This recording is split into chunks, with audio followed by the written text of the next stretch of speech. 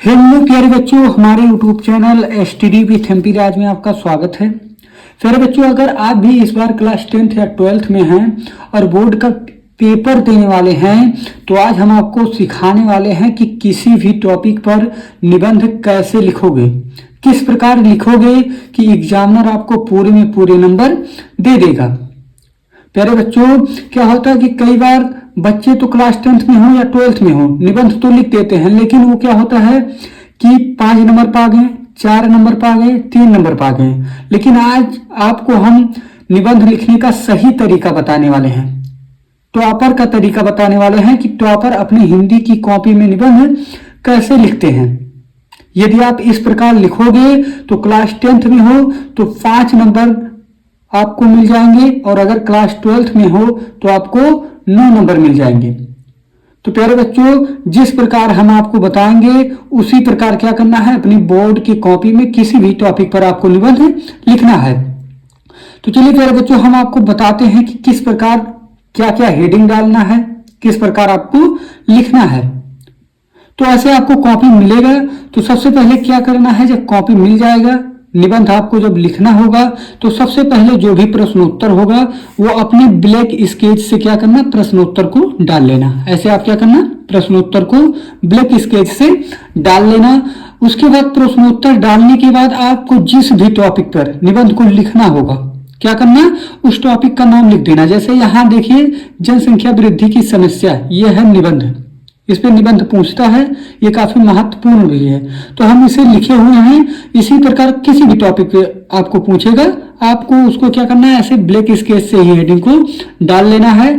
और ये जैसे आप निबंध लिखना शुरू कर रहे हो तो थोड़ा सजा देना, क्या कर देना, सजा कर लिखना ताकि देखने में अच्छा लगे। तो इसी प्रकार आपको हेडिंग ब्लैक स्केच से डाल लेना है।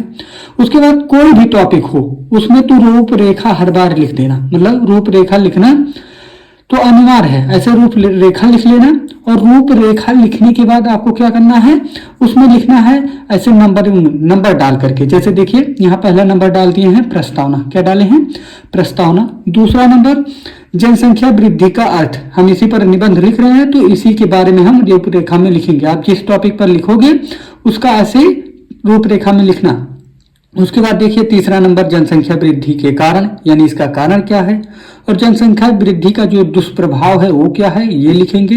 और 5वां नंबर जनसंख्या वृद्धि रोकने का उपाय, ये लिखेंगे। उसके बाद 6वां नंबर जो है उपसंहार, ऐसे हेडिंग डालेंगे, मतलब लिख लेंगे। ये रूपरेखा में क्या करना है, ऐसे आपको सबसे पहले लिख लेना है। और जो रूपरेखा में जो पहला हेडिंग डाले हो प्रस्तावना, ब्लैक स्केच से ऐसे पहला नंबर डाल करके आपको क्या करना है, प्रस्तावना को लिख देना है। उसके बाद प्रस्तावना लिखने के बाद आपको उसमें लिखना है, क्या लिखना है कि भारत एक विकसित मतलब विकासशील देश है। जो भारत है वो क्या है, एक विकासशील देश है, और यहाँ की जनसंख्या भी तेजी से विकास कर रही है। और यहाँ की जो जनसंख्या है वो क्या कर रही है, तेजी से विकास कर रही है।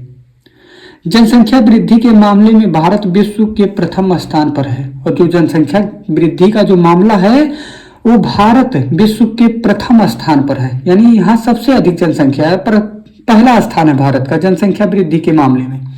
उसके बाद क्या लिखेंगे कि जनसंख्या भारत की लगभग 144 करोड़ तक पहुंच गई है। जो भारत की जो जनसंख्या है वो लगभग कहाँ तक पहुंच गई, 144 करोड़ तक पहुंच गई है। तो आपको क्या करना है, ऐसे नीले पेन से और काले पेन से बीच बीच में लिखते रहना। जो महत्वपूर्ण जो टॉपिक मतलब हो उसे ब्लैक पेन से लिख देना, ऐसे लिखना। प्रस्तावना हेडिंग डालकर क्या करना है, आपको इतना लिख देना है। उसके बाद जो दूसरा आपका है कि जनसंख्या वृद्धि का अर्थ, यानी इसका अर्थ क्या है, ये हेडिंग डालेंगे। उसके बाद इसमें लिखेंगे जनसंख्या वृद्धि का अर्थ है, इसका जो अर्थ है क्या है कि किसी विशेष समयांतराल में, जैसे 10 वर्षों के भीतर किसी देश या राज्य के निवासियों की संख्या में होने वाली परिवर्तन, यही जनसंख्या वृद्धि का अर्थ कहलाता है। यानी कहा जा रहा है कि कोई राज्य हो, कोई देश हो, और 10 वर्षों के भीतर उसमें जो निवासी थे उनकी संख्या में जो परिवर्तन होता है वही क्या कहलाता है, जनसंख्या वृद्धि का अर्थ कहलाता है। ये आपको क्या करना है, जनसंख्या वृद्धि के अर्थ में इतना आपको लिखना है। उसके बाद तीसरा हेडिंग डालेंगे जनसंख्या वृद्धि का कारण, यानी जनसंख्या वृद्धि का क्या कारण है ये डालेंगे। इसमें लिखेंगे लोगों में इस बात की कमी है, जागरूकता नहीं है, लोगों में इस बात की कमी है। किस बात की कमी है? कि जनसंख्या वृद्धि के दुष्प्रभाव भी हो सकते हैं, यानी जो जनसंख्या वृद्धि बढ़ रहा है उसका बुरा प्रभाव भी हो सकता है। भारत की साक्षरता की दर 70% है, और जो साक्षरता की जो दर है भारत में कितनी है? 70% है। इसी प्रकार क्या करना है आपको? लिखना है। अब हम चलते हैं अगले पेज में। आगे लिखेंगे कि इस वजह से ही अशिक्षित नागरिकों को जनसंख्या वृद्धि का दुष्प्रभाव अनुमान नहीं है। इसी वजह से जो अशिक्षित नागरिक हैं उन्हें जनसंख्या वृद्धि का जो दुष्प्रभाव है अनुमान नहीं है। ये आपको इतना लिखना है। उसके बाद क्या करना है? ऐसे हेडिंग बाय हेडिंग आपको क्या करना है? निबंध को लिखते हुए जाना है। चौथा हेडिंग डालेंगे इसमें कि जनसंख्या वृद्धि के दुष्प्रभाव, यानी इसका जो दुष्प्रभाव है, बुरा प्रभाव है, क्या है?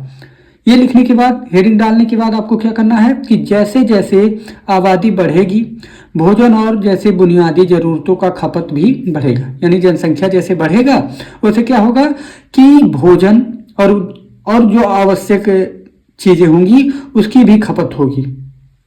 बढ़ती जनसंख्या द्वारा उपयोगिता की वस्तुओं से पर्यावरण की समस्या भी बढ़ सकती है। और जैसे बढ़ती जनसंख्या द्वारा उपयोगिता की जो वस्तुएं हैं, वस्तुओं से क्या होगी? पर्यावरण प्रदूषण की भी समस्या क्या होगी? धीरे धीरे बढ़ेगी। ये लिखेंगे। उसके बाद पांचवा जो हेडिंग डालेंगे, रोकने का उपाय। क्या करेंगे? रोकने का उपाय हेडिंग डालेंगे। उसके बाद इसमें लिखेंगे कि जनसंख्या में कमी और अधिकतम समानता, बेहतर पोषण, शिक्षा और स्वास्थ्य सुविधाओं जैसे सभी लक्ष्यों की प्राप्ति के लिए देश के सरकार और मजबूत नागरिक सामाजिक संस्थाओं के बीच बेहतर सामंजस्य की आवश्यकता है। यानी इसे हम कब रोक सकते हैं कि जो जनसंख्या में क्या होनी चाहिए? कमी और अधिकतम समानता। अधिकतम क्या होना चाहिए? समानता, बेहतर पोषण, शिक्षा और स्वास्थ्य सुविधाओं जैसे सभी लक्ष्यों को प्राप्ति के लिए देश की जो सरकार है और जो नागरिक हैं उन्हें मजबूत होना होगा।